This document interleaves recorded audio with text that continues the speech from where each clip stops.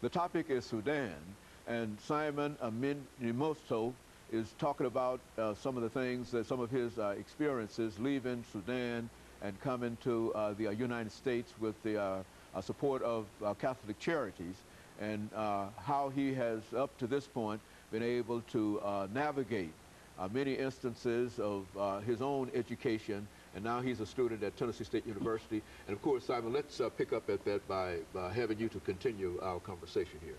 Yes, when I was admitted to Tennessee State University, that was in 2008. I started of spring 2008 in Tennessee State University. And since I do not have a background of being in high school, so I was, a decision to make a major that I can major was a problem. And you know, I went a lot of fields, get advisements in the schools, in all different departments.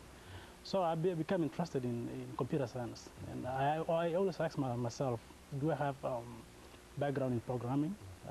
But it gave me a concept that when I was in elementary school, I usually like maths.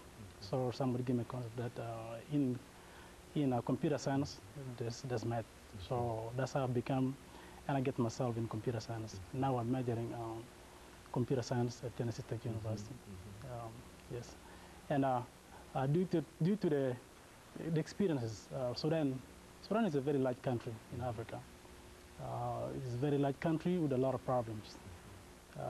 It's a lot of conflict, and since the independence of 1956, Sudan have never enjoyed any peace in the country, and this happened to the differences of ethnics between the Christian South and enemies, and the northern part of Sudan, which is dominated by the Muslims. And so this had been the main issue in Sudan. So, you know, since it's about 50 years, people have been fighting a war and a lot of civil wars. And there's even a war in Darfur, the genocide, which is still happening now. You know, I think you mentioned earlier that you received your primary education in Uganda. Is that right? Yes. And now, was that because you did not have did not find facilities that you could have attended in Sudan? Was that the general kind of way that people were educated who lived in Sudan? And did you somehow enjoy a special privilege to be able to even receive education in Uganda? How did that happen? I mean, that happened due to the war that happened in 1983. So all this time, when the war happened, so people in the south, the war was much concentrated in the south, between the north and the south. So we were not able to go to school in South Sudan. So then I came as a refugee to Uganda. That was in 1994. That's why I started my primary school. So I was there as being a refugee under the care of United Nations High Commission of Refugee, which is UNHCR. So this is where I had my studies in Uganda until I completed my primary. Due to the war in Sudan. Yes.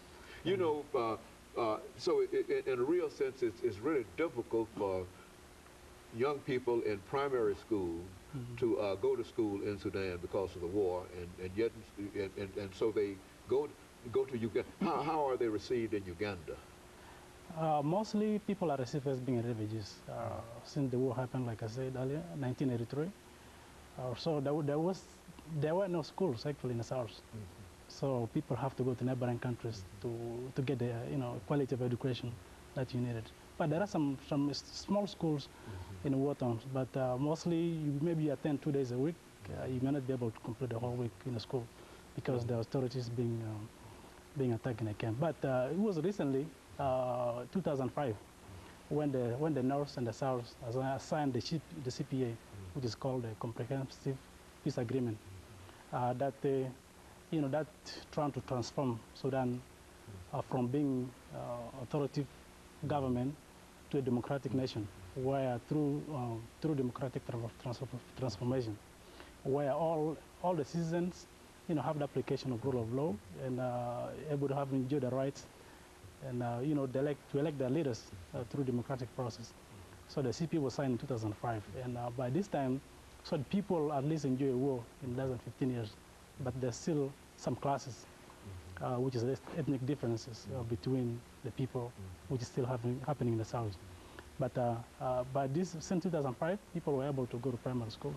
There were more schools being built in the south, so that kids from the neighboring countries, when they come back to the south, able to go back to primary schools or to high schools to get a quality education. Do you find that when you talk to your fellow Sudanese around here and other areas, that their information, their background is similar to yours in terms of their transition or their movement from Sudan to the United States of America? With what you're telling me, is that typical as to how folks generally get to the United States from Sudan? Yes, almost every Sudanese have a similar stories because we've been affected by the same war. And, you know, but when the war happened, and a lot of people went to different countries. Some of us likely went to Uganda because it was very close to where I live, a few miles away to cross to the border. So, but in the similar stories, I'm sure all Sudanese have stories, especially who come to the United States.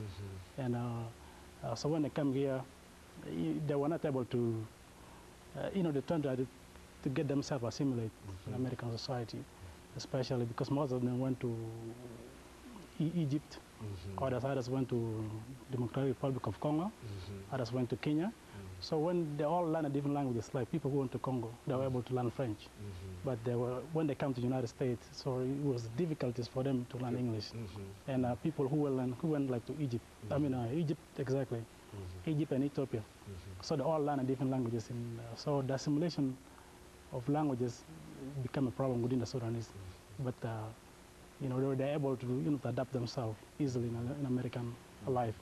And so you find that to be sort of a traditional kind of, I mean, a similar kind of way that all of the people who come to this country from Sudan generally face some of the issues that you have had to face in terms of some sort of upward mobility. It's difficult to really get assimilated here.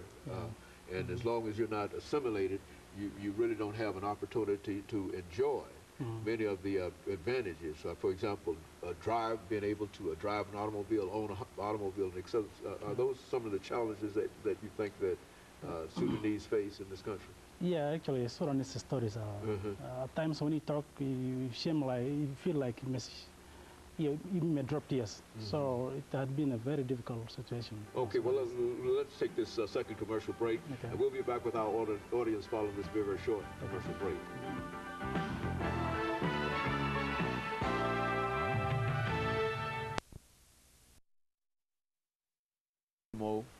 Who